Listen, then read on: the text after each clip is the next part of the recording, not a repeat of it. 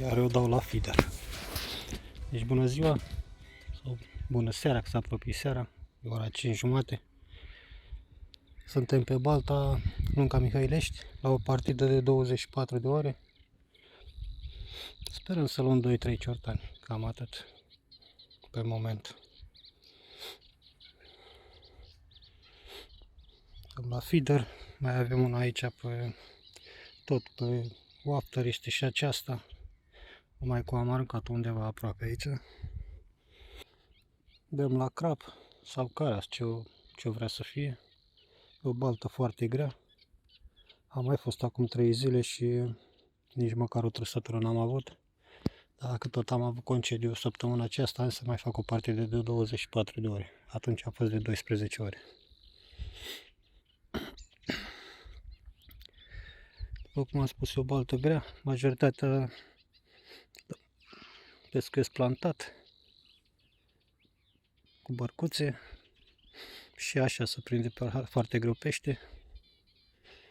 Dar totuși am venit la o relaxare, că asta contează. Vom reveni cu amănunte.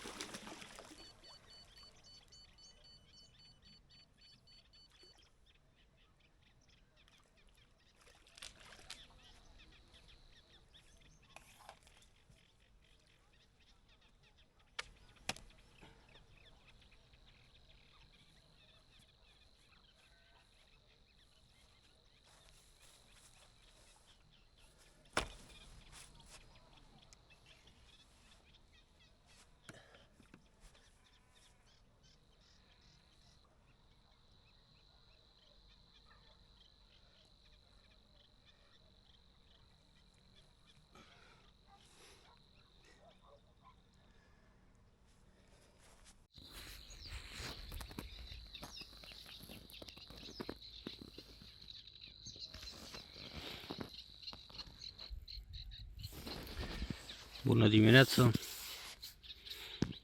A trecut și noaptea.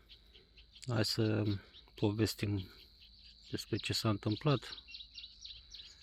Deci după cum la o jumătate de oră, o oră exact, cum am ajuns pe baltă, a intrat în ciortan la vreo 2 kg la feederul din dreapta de aici. Al doilea exact când se însera, iar al treilea pe la ora 11. Cu toții am luat la feederul de aici din dreapta.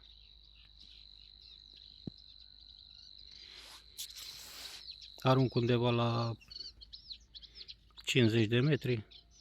Nu am bărcuță de plantat și nici bețe pentru așa ceva. Deci dau cu 3 feedere și 2 pe monitor. Cu asta din dreapta de aici, exact în buza stufului arunc.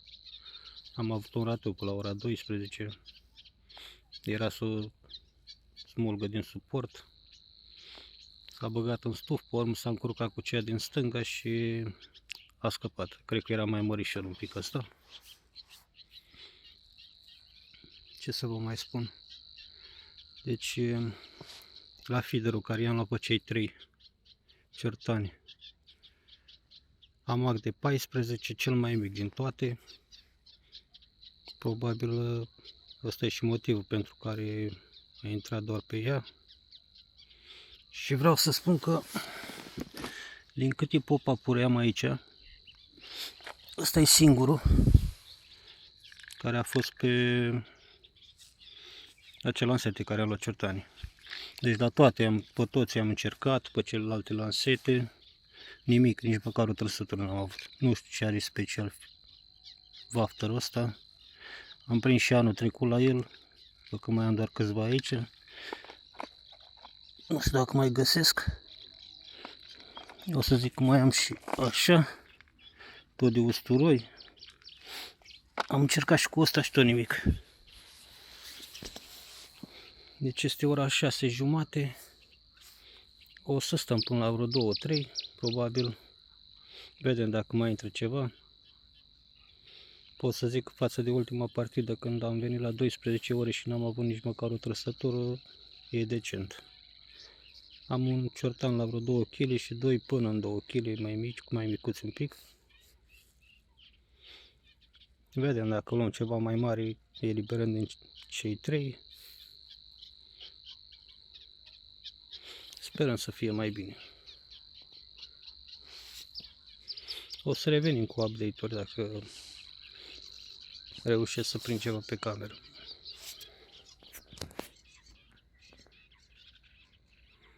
Nu știu dacă se vede. Nu se vede. Eu arătam la sfârșitul partidei.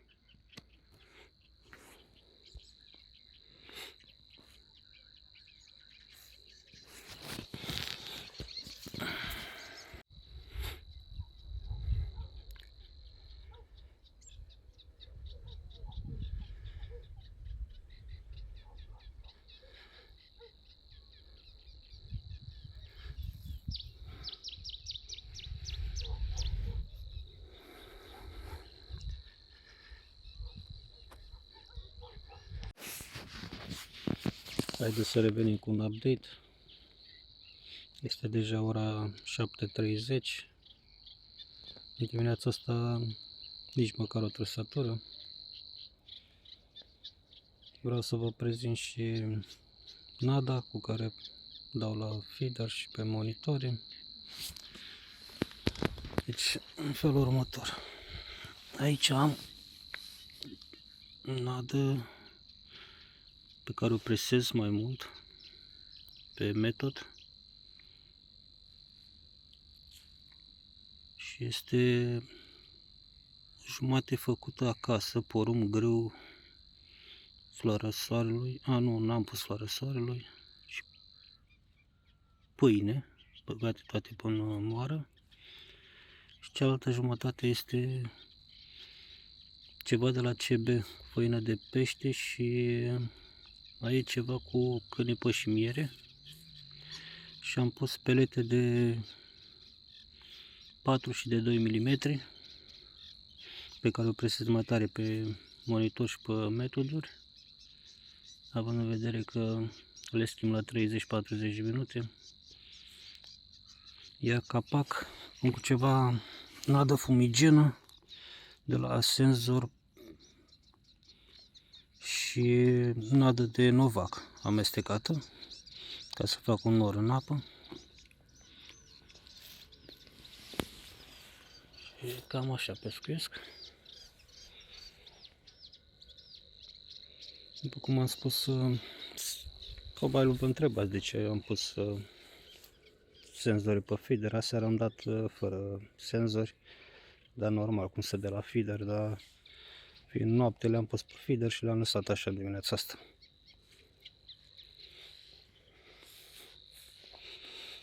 Pop-up-uri am încercat de toate națiile, tot ce am avut în trusă. Singurul, după cum am spus, a fost acesta și la un singur băț. Am avut o trăsătură aici, dacă mai ați uit stație. E prima pe dimineața aceasta. Ori s-a atins ceva de fier, nu știu care-i treaba. Nici nu am fost atent pe el.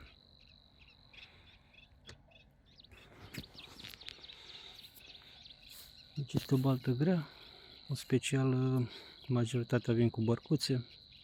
La mie ce îmi place la balta aceasta că e distanță mare între locurile de pescuit și chiar e liniște. Te relaxezi.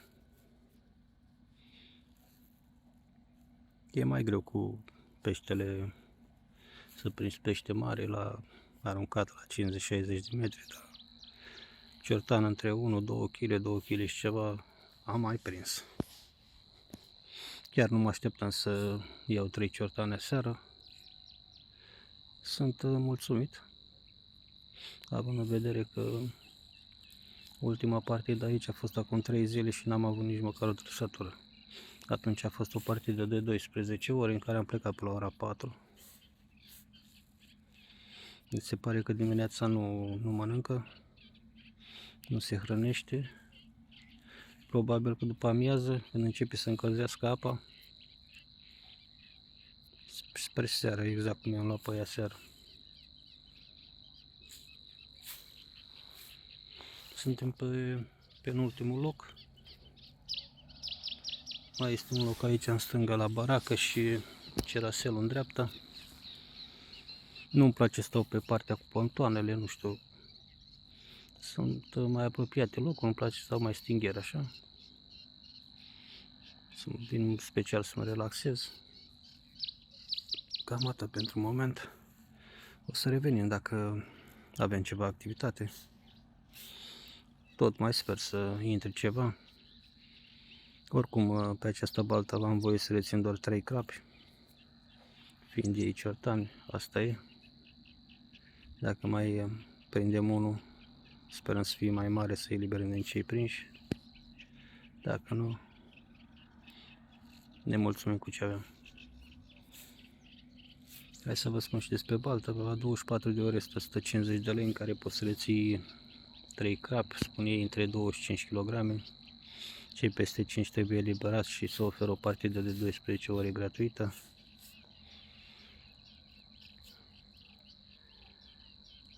Dar n-am avut probleme până acum să vină să mă controleze dacă am crap mai mic de 2 kg. Nu știu acum dacă vine și mă controlează ce se va întâmpla. Am doar unul la 2 kg și ceilalți 2 până 2 kg, unul jumate, ceva genul ăsta. Eliberăm, nu-i problemă. Relaxarea contează. Și la 12 ore este 90 de lei în care poți să reții 2 ciortani între 25 kg. Nu știu ce s-a întâmplat, anii trecuți am prins și carasa aici, în momentul de față nimic. Probabil că a intrat la bătaie, stă majoritatea în stuf. Oricum aseară în stuful ăsta aici s-auzea, sărea pește, nu știu ce s-a întâmplat, tot să bălăcărea apa. Un alt loc în care am mai fost anii trecuți și tot așa am prins ciortani a fost pe Lunca Mică și pe Lunca Mare. Data trecută, acum 3 zile, când am fost și n-am avut nici măcar o trăsătură, am fost la Stejar. Am un sonar cumpărat din China la vreo 300 de lei. Am sondat acolo la Salcii și apa era 1 metru, cât puteam să arunc cu el în 30-40 de metri. Am sondat aseară și aici în zona aceasta, exact la fel ca în partea cealaltă, 1 metru 20 avea aici chiar.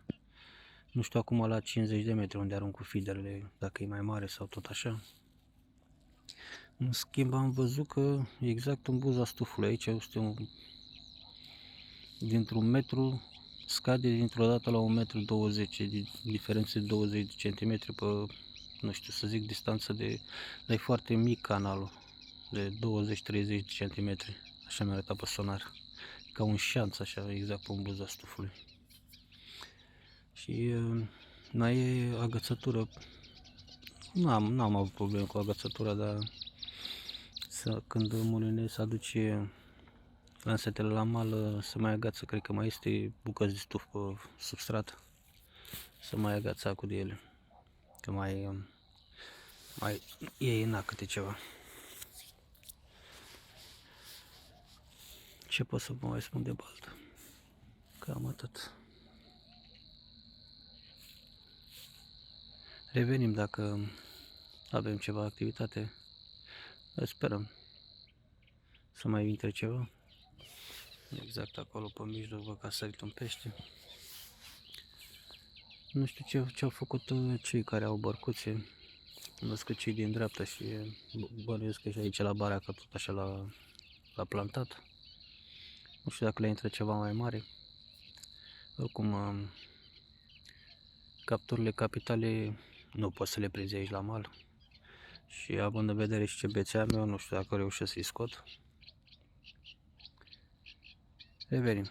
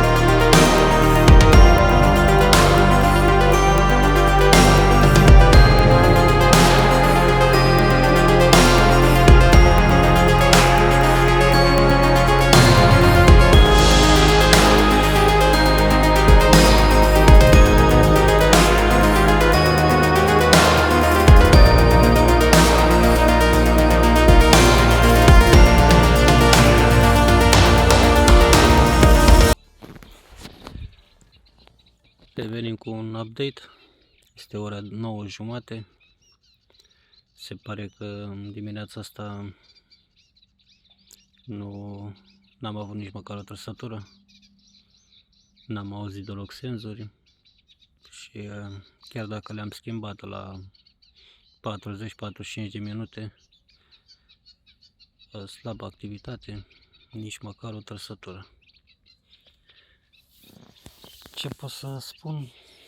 Probabil că, fiind apa mai rece după noapte, se retrage în larg și pescuitul la mal e în zadar. Asta e concluzia mea. Aseară, fiind apa caldă, după o zi în care a bătut soarele, s-a retras spre mal și probabil noaptea și dimineața se retrage spre mijlocul balții, balta fiind destul de lată, are în jur de 500 de metri. De-aia și e recomandat pescuitul plantat pentru a avea capturi frumoase. Se pare că astăzi, până la 2-3 cât am de gând să stau, nu o să am deloc activitate, așa că mă bucur de liniște și ne ieșim din casă. Revenim dacă avem ceva de arătat pe camere, dacă nu, probabil că vom reveni peste 2-3 ore sau chiar la sfârșitul partidei. Cam asta a fost partida, este ora 1:15, cam așa. Vreau să zic că în dimineața asta până la ora 1 nu am avut nici măcar o trăsătură, așa că am strâns bețele și mă duc acasă. Mă așteptam să am ceva activitate și astăzi, dar nimic. După cum am zis, cred că ziua peștele se retrage în larg, pe mijlocul balții și doar pe seară vine spre mal. Haideți să vedem ce s-a prins aici. Cei 3 țărtăm prinși aseară și cam atât. Haide,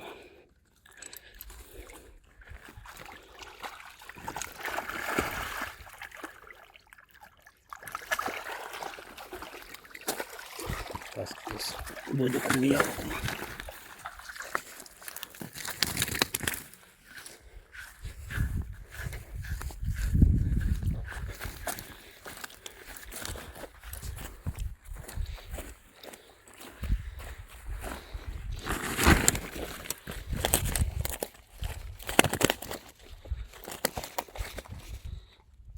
Cam ăștia sunt. Cum am spus, până în 2 kg. Așa că ne auzim data viitoare la o nouă partidă.